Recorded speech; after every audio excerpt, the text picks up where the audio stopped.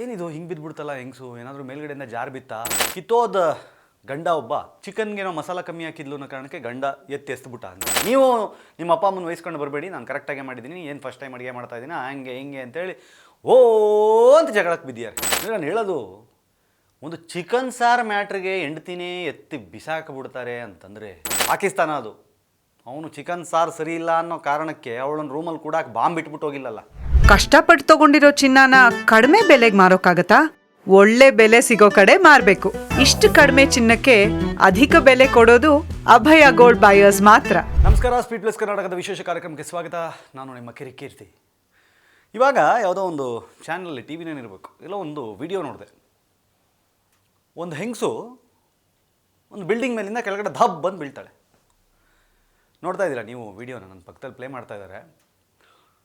ಏನಿದು ಹಿಂಗೆ ಬಿದ್ದುಬಿಡ್ತಲ್ಲ ಹೆಂಗಸು, ಏನಾದರೂ ಮೇಲ್ಗಡೆಯಿಂದ ಜಾರು ಬಿತ್ತಾ, ಎಡು ಬಿತ್ತಾ, ಏನಾಗಿರ್ಬೋದು ಪಾಪ, ಬಿದ್ದು ನೋವು ಸೊಂಟ ಹಿಡ್ಕೋತಾಳೆ ಎಲ್ಲ ಆಗುತ್ತೆ.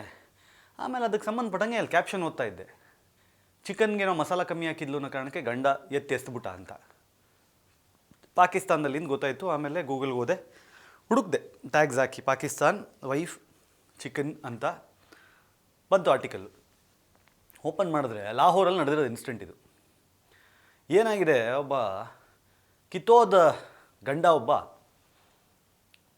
ತನ್ನ ಹೆಂಡತಿಯ ಅಡುಗೆ ವಿಚಾರದಲ್ಲಿ ತುಂಬ ಪರ್ಟಿಕ್ಯುಲರ್. ಹಿಂಗೆ ಅಡುಗೆ ಮಾಡಬೇಕು, ಇಷ್ಟೇ ಉಪ್ಪಿರಬೇಕು, ಇಷ್ಟೇ ಖಾರ ಇರಬೇಕು, ಇಷ್ಟೇ ಮಸಾಲೆ ಹಾಕಬೇಕು, ಇಷ್ಟೇ ರುಚಿಯಾಗಿರಬೇಕು ಅಂತ ಪರ್ಟಿಕ್ಯುಲರ್ ಇದ್ದ. ಅವಳು ಪಾಪ ಯಾವಾಗಲೂ ಅದನ್ನು ಮೇಂಟೈನ್ ಮಾಡೋಳು. ಆದರೆ ಇತ್ತೀಚೆಗೆ ಒಂದಿನ ಏನಾಗ್ಬಿಟ್ಟಿದೆ, ಚಿಕನ್ ಕರಿ ಮಾಡೋಕ್ಕೆ ಹೇಳಿದಾನೆ ನಮ್ಮ ಮನೇಲಿ. ಚಿಕನ್ ಕರಿ ಅಂದರೆ ಚಿಕನ್ ಸಾಂಬಾರು ಆ ಥರದ್ದೇನೋ ಮಾಡೋಕ್ಕೆ ಹೇಳಿದಾನೆ. ಆ ಮನೇಲಿ ಆ ಗಂಡ ಇದ್ನಲ್ಲ, ಅವ್ರ ಅಪ್ಪ ಅಮ್ಮನೂ ಅಲ್ಲೇ ಇದ್ದರು. ಫಸ್ಟು ಇವಂದು ಊಟ ಆಗಿಲ್ಲ, ಅತ್ತೆ ಮಾವನಿಗೆ ಊಟ ಬಡಿಸ್ಬೇಕು, ಬಡಿಸಿದ್ದಾಳೆ. ಆ ಅತ್ತೆ ಮಾವ ತೆಪ್ಪಗೆ ಸೊಸೆ ಮಾಡಿ ಹಾಕಿದ್ದನ್ನು ತಿಂದುಬಿಟ್ಟಿದ್ರೆ ಪ್ರಾಬ್ಲಮ್ ಇರ್ತಿರ್ಲಿಲ್ಲ. ಅವ್ರು ಏನು ಹೇಳಿದ್ದಾರೆ, ತಿಂದು ಖಾರ ಕಮ್ಮಿ ಮಾಡಿಬಿಟ್ಟಿದ್ದಾಳೆ ಸಾಂಬಾರಿಗೆ ಅಂತ ಹೇಳ್ಬಿಟ್ಟಿದ್ದಾಳೆ. ಇವಳಿಗೆ ಸೊಸೆಗೆ ಪಿತ್ತ ನೆತ್ತಿಗೇರ್ಬಿಟ್ಟಿದೆ. ಗೊತ್ತಲ್ಲ ಅತ್ತೆ ಸೊಸೆ ಕಾಂಬಿನೇಷನ್ ಗಲಾಟೆಗಳು ಹೆಂಗೆ ಆಗ್ತವೆ ಅಂತ. ನಾನು ಸರಿಯಾಗೇ ಮಾಡಿದ್ದೀನಿ ಹಾಗೆ ಹಿಂಗೆ ಅಂತ ಅವಳು ಉಲ್ಟಾ ಪಲ್ಟಾ ಮಾತಾಡಿದ್ದಾಳೆ. ಗಂಡಂಗೆ ಇವರಿಬ್ಬರು ಜಗಳ ನೋಡಿ ಪಿತ್ತ ನೆತ್ತಿಗೇರಿದೆ. ಅವನು ಬಂದು ಚಿಕನ್ ಮಸಾಲಾನ ಅಲ್ಲ ಚಿಕನ್ ಕರಿನ ಟೇಸ್ಟ್ ಮಾಡಿದ್ದಾನೆ. ಹೇಳಿದ್ದಾನೆ, ಮಸಾಲೆ ಕಮ್ಮಿ ಇದೆ, ಇದರಲ್ಲಿ ಖಾರನೂ ಕಮ್ಮಿ ಇದೆ ಅಂತ ಅವನು ಅವಳ ಮೇಲೆ ಎಗರಿದ್ದಾನೆ. ನೀವು ನಿಮ್ಮ ಅಪ್ಪ ಅಮ್ಮನ ವಹಿಸ್ಕೊಂಡು ಬರಬೇಡಿ, ನಾನು ಕರೆಕ್ಟಾಗಿ ಮಾಡಿದ್ದೀನಿ, ಏನು ಫಸ್ಟ್ ಟೈಮ್ ಅಡುಗೆ ಮಾಡ್ತಾ ಇದ್ದೀನಿ ಹಂಗೆ ಹಿಂಗೆ ಅಂತೇಳಿ ಓ ಅಂತ ಜಗಳಕ್ಕೆ ಬಿದ್ದಿದ್ದಾರೆ. ಗಲಾಟೆ ಜೋರಾಗಿದೆ. ಜೋರಾಗಿ ಗಂಡನ ಕೋಪ ಜಾಸ್ತಿ ಬಂದಿದೆ. ಏನು ಮಾಡಿದ್ದಾನೆ ಹೇಳಿ? ಸೆಕೆಂಡ್ ಫ್ಲೋರಲ್ಲಿ ಇವನು ಮನೆ ಇರೋದು. ಗಲಾಟೆ ಮಾಡ್ತಾ ಅವಳನ್ನ ಮನೆಯಿಂದ ಹೊರಗಡೆ ತೊಗೊಂಬಂದು ಸೆಕೆಂಡ್ ಫ್ಲೋರಿಂದ ಕೆಳಗಡೆ ಬಿಸಾಕಿದ್ದಾನೆ. ಲಿಟ್ರಲಿ ಅವಳನ್ನ ತೊಗೊಂಬಂದು ಕೆಳಗಡೆ ಬಿಸಾಕ್ತಾನೆ. ಅವಳು ಥಡ್ ಅಂತ ಬಿದ್ದ ತಕ್ಷಣ ಸೊಂಟ ಕಾಲು ಎರಡು ಫಸ್ಟ್ ಕಾಲು ಕೊಟ್ಬಿಡ್ತಾಳೆ ಲೇಡಿ ಹೆಂಡತಿ. ಕಾಲು ಲಟ್ ಅಂತ ಕಾಲು ಮುರಿಯುತ್ತೆ, ಸೊಂಟ ಮುರಿಯುತ್ತೆ. ಅಂದರೆ ಆರ್ಟಿಕಲಲ್ಲಿ ಅಪ್ಡೇಟ್ಸ್ ಇತ್ತು ಹಿಂಗಾಗಿದೆ ಅಂತ. ಅಂದರೆ ನಾನು ಹೇಳೋದು, ಒಂದು ಚಿಕನ್ ಸಾರು ಮ್ಯಾಟ್ರಿಗೆ ಹೆಂಡ್ತಿನೇ ಎತ್ತಿ ಬಿಸಾಕಿಬಿಡ್ತಾರೆ ಅಂತಂದರೆ ಹೆಂಗಪ್ಪ ಕತೆ? ಪಾಕಿಸ್ತಾನದಲ್ಲಿ ನನ್ನ ಪ್ರಕಾರ ಈ ಮದುವೆ ಮಾಡಿಕೊಡೋತ್ತಿಗೆ ಗಂಡನ ಮನೆ ಎಲ್ಲಿದೆ ಅಂತ ಫಸ್ಟ್ ನೋಡ್ಕೋಬೇಕು. ಯಾವುದೇ ಕಾರಣಕ್ಕೂ ಗ್ರೌಂಡ್ ಫ್ಲೋರಲ್ಲಿ ಇದ್ದರೆ ಮಾತ್ರ ಮದುವೆ ಮಾಡಿಕೊಡ್ಬೇಕು ಅಪ್ಪ ಅಮ್ಮ. ಈ first floor, second floor, third floor, fourth ಫ್ಲೋರಲ್ಲೆಲ್ಲ ಇದ್ಬಿಟ್ರೆ ಏನು ಪಲ್ಯ ಸರಿ ಇಲ್ಲ, ಸಾರು ಸರಿ ಇಲ್ಲ ಅಂತ ಎತ್ತೆತ್ತು ಬಿಸಾಡೋಕ್ಕೆ ಶುರು ಮಾಡಿಬಿಟ್ರೆ ಏನು ಕತೆ? ಸಮಾಧಾನದ ವಿಚಾರ ಏನು ಅಂತಂದ್ರೆ ನನ್ನ ಪ್ರಕಾರ ಅವ್ನು ಯಾರೋ ಒಳ್ಳೆ ಮನುಷ್ಯನೇ ಇರಬೇಕು. ಯಾಕೆ ಹೇಳ್ತಿದ್ದೀನಿ ಕೇಳಿ? ಪಾಕಿಸ್ತಾನ ಅದು. ಅವನು ಚಿಕನ್ ಸಾರು ಸರಿ ಇಲ್ಲ ಅನ್ನೋ ಕಾರಣಕ್ಕೆ ಅವಳನ್ನ ರೂಮಲ್ಲಿ ಕೂಡ ಬಾಂಬ್ ಇಟ್ಬಿಟ್ಟು ಹೋಗಿಲ್ಲಲ್ಲ. ಅವರು ಅದನ್ನು ಮಾಡೋಕ್ಕೂ ಎಸಲ್ಲ. ಅವರು ಬಾಂಬೆ ಇಟ್ಬಿಟ್ಟು ಬಾಡ್ದೆ ಸಾಂಬಾರು ಚೆನ್ನಾಗಿ ಮಾಡಿಲ್ಲ ಅವಳು, ಹಾಕ ಒಂದು ಬಾಂಬು ಅಂತೇಳಿ ಬಾಂಬ್ ಹಾಕ್ಬಿಟ್ಟು ಹೋಗ್ಬಿಟ್ಟಿದ್ರೆ ನಮಗೆ ತಮಾಷೆ ಅನಿಸ್ತಿದೆ. ಪಾಪ ಹೆಣ್ಮಗು ಹಾಸ್ಪಿಟ್ಲಿದೆ ಇವಾಗ. ಬಟ್ ಪರಿಸ್ಥಿತಿಗಳು ಹೆಂಗಿರ್ತಾವೆ ನೋಡಿ, ಮನಸ್ಥಿತಿಗಳು ಹೆಂಗಿರ್ತಾವೆ ನೋಡಿ.